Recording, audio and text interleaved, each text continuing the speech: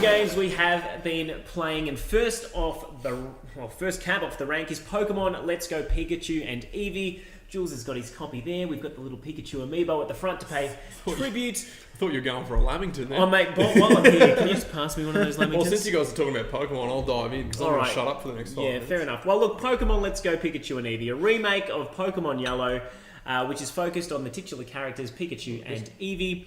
Thank you, Jules. Sorry. It's basically what you'd expect out of Pokemon, and there are some pretty significant changes which we will get into, but basically it's a HD version of the game which came out 20 plus years ago now. The original one we played on our Game Boys, it plays well, it looks good. It's not a huge departure for anyone who was hoping for a Zelda-style open world. That's not there. But the biggest change, Jules, has come in the form of essentially how you catch and encounter Pokemon in the wild. No more killing hundreds and hundreds of Pokemon in the wild and just leaving their corpses to rot in Viridian City Forest. No, you just simply catch them. Yeah, that took a dark turn, didn't it? Yeah, no, it's pretty morbid when you think about how... Like driving down the Hume, how you used on the side of the road. Seriously, you're going around and you're just like flame-throwing all these Pokemon to train up... Yeah. Look, the major changes, I'm just going to skip right over that. The major changes basically are you can actually see Pokemon out in the wild.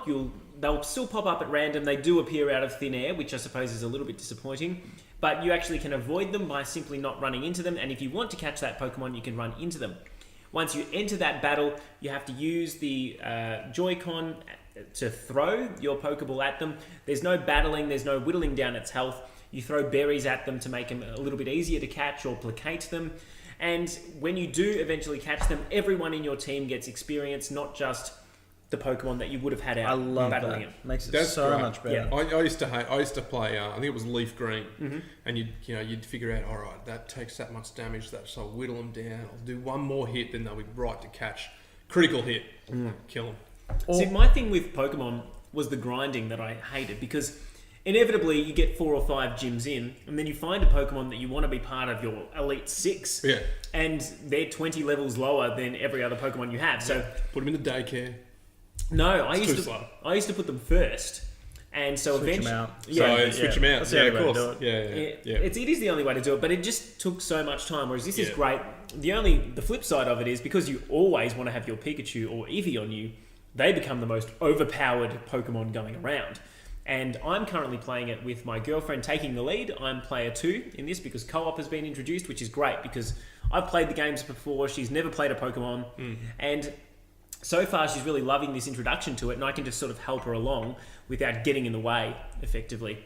And in battle, it allows me to play as whichever other Pokemon we have in our party and essentially gang up 2-on-1 and make it a bit easier for her. Very easy. It is very easy. That's kind of flawed. Depends how you're playing it. I mean, for me, I'm happy to have a little casual stroll down memory lane, but for her, who's not a dedicated gamer, I think it's great in terms of how it just streamlines it, because apparently once you get all 8 badges and you beat the Elite Four, it really ramps up in difficulty.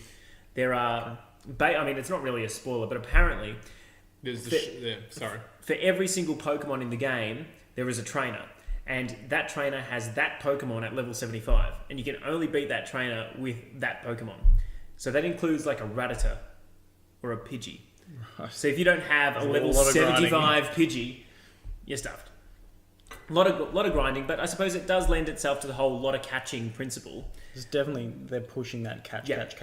And I must say, it's fun, especially when you're playing co-op and you've got to throw the Pokeballs together to try and get the extra bonus to then allow you to catch harder Pokemon. It's really intuitive, and it's a great game. I love that you can also tell if a Pokemon is going to be special.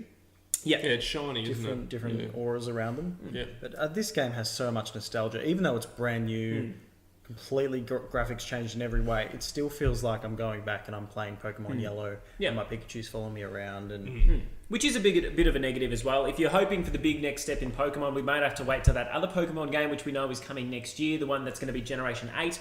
For now, we get a nice little friendly, easy trip down memory lane. For people like myself who haven't really caught up with all these new Pokemon, this is perfect for me. Yeah, I'm Gen 1 only. Yeah. And that's, I suppose, part of its allure. 150 of the original Pokemon. Can't go wrong. Speaking of going down memory lane, you've been playing Spyro, Jules.